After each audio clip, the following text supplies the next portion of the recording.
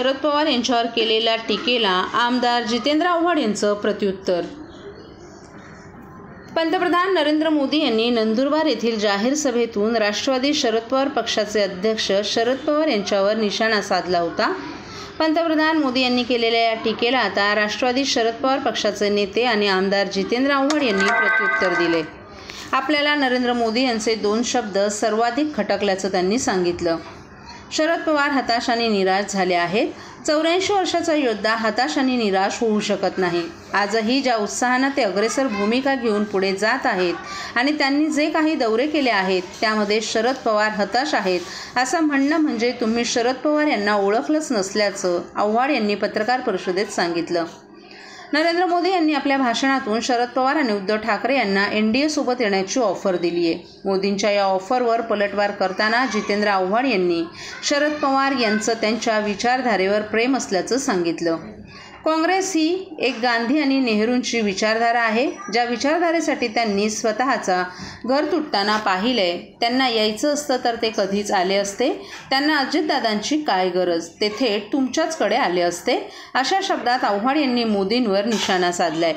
नरेंद्र मोदी यांनी हे वक्तव्य लोकांमध्ये संभ्रम निर्माण करण्यासाठी आणि पक्षापक्षांमध्ये संभ्रम निर्माण करण्यासाठी केलं आहे. तुम्ही तुमच्या ज्येष्ठ नेत्यांचा सन्मान कसा करतात हे संपूर्ण भारतानं पाहिले.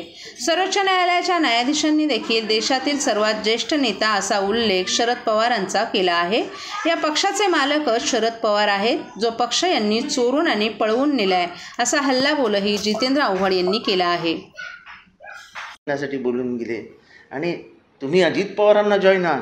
अरे या पक्षाचे मालकच शरद पवार आहेत, जो यांनी पळवून नेलेला आहे, चोरून नेलेला आहे, तो पण तुमच्या मदतीने. त्यांच्याबरोबर याच सांगताय.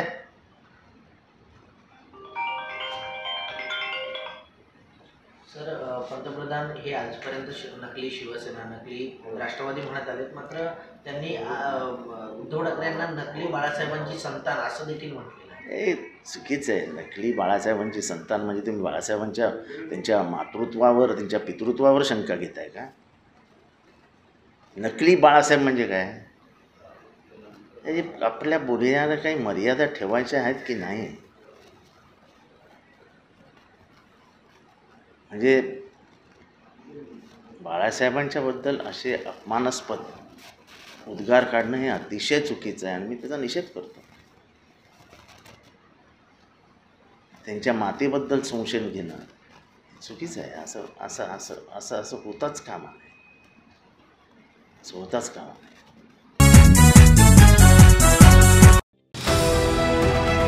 TJSB सौर शक्ती कर्ज, गो ग्रीन, करा वीज बिलावर बचत. आकर्षक व्याजदर, 84 महिने परतफेड कालावधी, 80% लोन, व्यावसायिक आणि उद्योजकांकरता सुद्धा. अधिक माहितीसाठी तुमच्या जवळच्या शाखेला भेट द्या किंवा संपर्क साधा. 1800-223-466 आणि 1800-266-3466.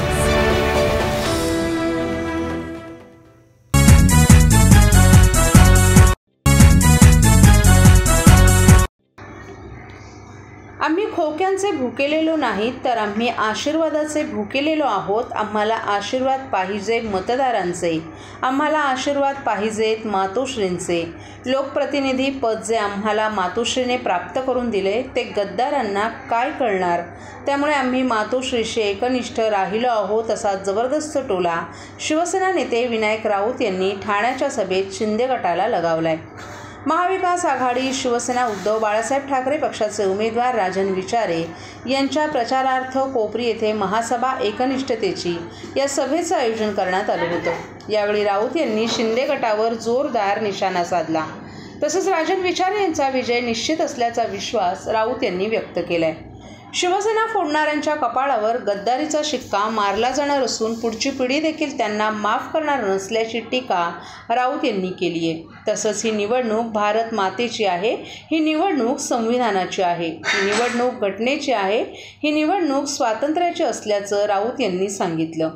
दिल्लीमध्ये बसलेल्या हुकुमशाहीची राजवट आपण आणि राजन विचारे संसदेत बसून पाहत आहोत. कशा पद्धतीनं सत्तेचा दुरुपयोग करून देश लुटला जातोय.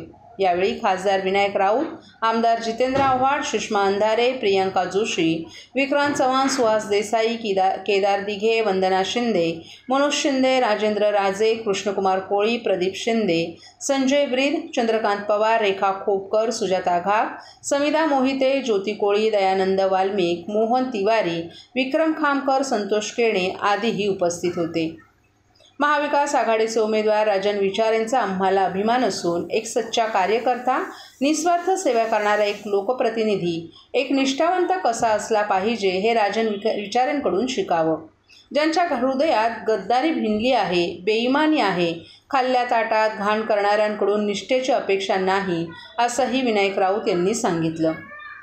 तर शिवसेना इंडिया आघाडीचे उमेदवार राजन विचारे यांच्या प्रचारासाठी आयोजित करण्यात आलेल्या कोपरी येथील या जाहीर सभेत शिवसेनेच्या उपनेत्या सुषमा अंधारे यांनी गद्दार गटावर तोफ डागली. मस्के यांना उमेदवारी म्हणजे महायुतीनं सगळी मस्करी केल्यासारखंच असल्याचा टोला अंधारे यांनी लगावला. तसंच मुख्यमंत्र्यांना आपल्या स्वतःच्या मुलाची उमेदवारी जाहीर करता येत नाही, यातच सगळी नाचक्य असल्याचंही त्यांनी सांगितलं. तर ज्या बाळासाहेबांनी छोट्यातल्या छोट्या माणसाला मोठा नेता केला, ज्या ठाण्यावर बाळासाहेबांनी मनापासून प्रेम केलं, ज्या ठाण्यावर बाळासाहेबांनी आपलं मानलं, त्याच बाळासाहेबांच्या मातोश्रीवर पहिला खड्डा ठाण्यातच खोदला गेला. गद्दारीची छाप ठाणेकरांच्या डोक्यावर बसला आहे, तर लवकरच मिटवायचं असल्याचंही यावेळी राष्ट्रवादी शरद पवार पक्षाचे आमदार जितेंद्र आव्हाड यांनी सांगितलं. तसंच सर्वपक्षीय नगरसेवक आणि कार्यकर्त्यांना आपलं एकच सांगणं आहे की तुम्हाला नरेश मस्केंनी दिलेला त्रास विसरू नका. कोपरीसह ठाण्यातील अनेक नगरसेवक आणि पदाधिकाऱ्यांचे हाल नरेश मस्के यांनी केले आहेत. भाजपच्या नगरसेवकांनाही माझं सांगणं आहे की आज जे तुमच्याकडे येत आहेत आणि खांद्यांवर हात टाकतील, परंतु तुम्हाला सगळ्यांनी दिलेला त्रास विसरू नका, असं जबरदस्त टीका काँग्रेसचे ठाणे शहराध्यक्ष विक्रांत चव्हाण यांनी केली. सर्व नागरिकांना आवाहन करण्यात येत आहे की सध्या डासांमार्फत पसरणाऱ्या डेंग्यू या आजाराचा प्रसार रोखण्यासाठी प्रत्येकाने पुढीलप्रमाणे कार्यवाही करावी. डेंग्यू आजार एडिस इजिप्ती हा डास चावल्याने होतो. या डासांची पैदास साचलेल्या किंवा साचवलेल्या स्वच्छ पाण्यामध्ये होते. 8 दिवसांपेक्षा जास्त दिवस पाणी उघडे व साचून राहिल्यास त्यात डास अंडी घालतात. अंड्यांच्या अळ्या तयार होऊन पुढे डास तयार होतात. यासाठी आपल्या घरातील पाणीसाठे उदाहरणार्थ बॅरल्स, पिंपे, टाक्या, हौद, रांजणे इत्यादी दर आठवड्याला रिकामे करून घासून पुसून कोरडे करून पुन्हा भरावे. 1 दिवस कोरडा दिवस म्हणून पाळावा.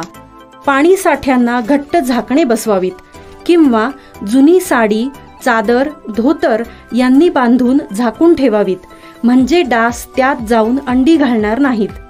घराच्या गच्चीवर, आजूबाजूला, अंगणात कोठेही पाणी साचू देऊ नये. भंगार सामान उघड्यावर टाकू नये. उदाहरणार्थ टायर्स, प्लास्टिक सामान, कुंड्या, टाकाऊ वस्तू इत्यादी. अशा सामानात पावसाचे पाणी साठून त्यात डेंग्यूच्या डासांची पैदास होते. घरातील कूलर्स, फ्रीजच्या पाठीमागील ट्रे हे देखील वेळोवेळी कोरडे करावेत. लक्षात ठेवा, नुसत्या फवारणीने डास घनता कमी होत नाही, तर त्यासाठी डास पैदास ठिकाणे नष्ट करणे ही आपल्या सर्वांची जबाबदारी आहे. कोणताही ताप अंगावर न काढता जवळच्या शासकीय रुग्णालयात मोफत औषधोपचार घ्या. अशा प्रकारे नागरिकांनी सहकार्य केल्यास डेंग्यूचा प्रसार रोखणे सहज शक्य आहे.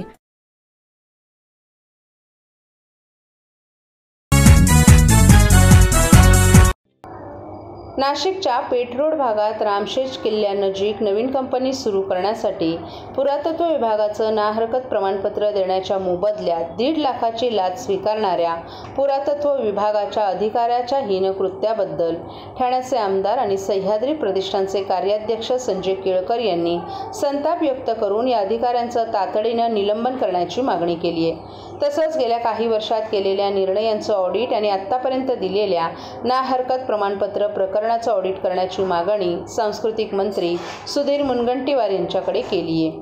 मुनगंटीवार यांनी या प्रकरणाची गंभीर दखल घेऊन तातडीनं प्रधान सचिवांना दोषी अधिकाऱ्यांचं निलंबन करण्याच्या सूचना देत त्यांच्या कामाचं आणि दिलेल्या नाहरकत प्रमाणपत्राचं ऑडिट करण्याचे आदेश पत्राद्वारे दिले आहेत.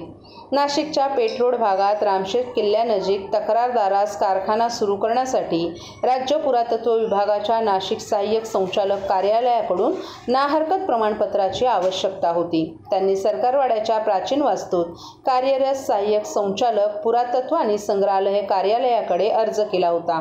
हे प्रमाणपत्र देण्याच्या मोबदल्यात सहाय्यक संचालक आरती मृणाल आळे यांनी सोमवारी 1.5 लाख रुपयांच्या लाचेची मागणी केली. याबाबत तक्रारदारानं लाचलुचपत प्रतिबंधक विभागाकडे तक्रार केल्यानंतर सहाय्यक संचालक आरती आळे यांना लाचलुचपत विभागाच्या अधिकाऱ्यांनी अटक केली आहे. विशेष म्हणजे ही रक्कम त्यांनी पुरातत्वचे संचालक डॉक्टर तेजस गर्गे यांच्या नावानं स्वीकारल्याचंही निष्पन्न झाले. याबाबत ठाण्याचे आमदार आणि सह्याद्री प्रतिष्ठानचे कार्याध्यक्ष संजय केळकर यांनी संताप व्यक्त करून या अधिकाऱ्यांचं तातडीनं निलंबन करण्याची मागणी तसंच त्यांनी मागील काही वर्षात केलेल्या निर्णयांचं ऑडिट आणि आत्तापर्यंत दिलेल्या नाहरकत प्रमाणपत्र प्रकरणाचं ऑडिट करण्याची मागणी सांस्कृतिक मंत्री सुधीर मुनगंटीवार यांच्याकडे केली आहे. त्यांनी या प्रकरणाची गंभीर दखल घेऊन तातडीनं प्रधान सचिवांना दोषी अधिकाऱ्यांचं निलंबन करण्याच्या सूचना देऊन त्यांच्या केलेल्या कामांचं आणि दिलेल्या नाहरकत प्रमाणपत्राचं ऑडिट करण्याचे आदेश पत्राद्वारे दिले आहेत. महाराष्ट्रातील गडकिल्ले स्मारकं आहेत ज्यांना ऐतिहासिक महत्त्व आहे. अशा ऐतिहासिक वास्तूंकरिता त्यांच्या डागडुजीकरिता पुढील पिढ्यांना स्मारकांचं महत्त्व कळावं याकरिता शासन मोठ्या प्रमाणात निधी देते. तर काही अधिकारी गडकिल्ल्यांच्या कामांकरिता परवानगीही देत नाहीत. वर्षानुवर्ष परवानग्या रखडवतात. शासनाकडून येणाऱ्या निधीत कमिशन खातात. ही बाब गंभीर असून सह्याद्री प्रतिष्ठानच्या माध्यमातून गडकिल्ल्यांसाठी आणि स्मारकांसाठी येणाऱ्या निधीवर चौकीदाराचं काम करणार असल्याचे प्रतिष्ठानचे कार्याध्यक्ष आमदार संजय केळकर यांनी सांगितलं. साहेब, पुरातत्व खात्याच्या मोठ्या अधिकारी आहेत श्री गर्गे आणि आरती काळे सहाय्यक संचालक यांना नुकतीच आता लाचलुचपत विभागाने कारवाई केली आहे. त्यांच्यावरती लाच घेताना त्यांना पकडलं आहे. याबाबत आपली काही प्रतिक्रिया आहे? खरं म्हणजे ही बाब केवळ दुर्दैवी नाही तर संतापजनक पण आहे. कारण की शासन शिवरायांच्या विचाराप्रमाणे शिवशाहीचं शासन या ठिकाणी असावं त्या अनुषंगाने निरनिराळी धोरणं बनवत असतं, निरनिराळ्या योजना आखत असतं आणि त्या विचाराने शासन चालत असतं.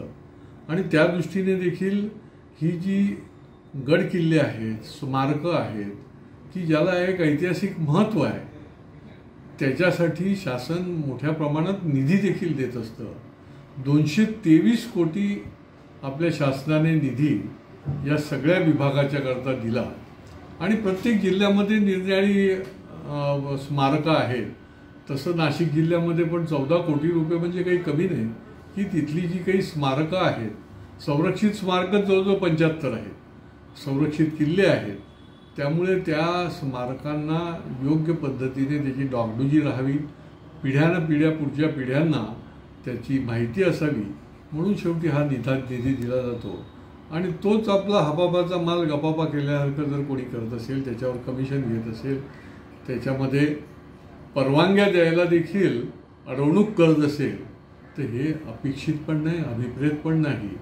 आणि त्याच्यामुळे एकतर ताबडतोब या सगळ्या प्रकाराची, कारण आता नाशिकला 14 कोटी रुपये दिलेले आहेत, हे निरनिराळ्या कामाकरता दिलेले आहेत. तिथले निरनिराळी जी स्मारकं आहेत, किल्ले आहेत, त्याच्यामुळे तिथे समजा खर्च झाले असतील तर त्याची चौकशी देखील झाली पाहिजे.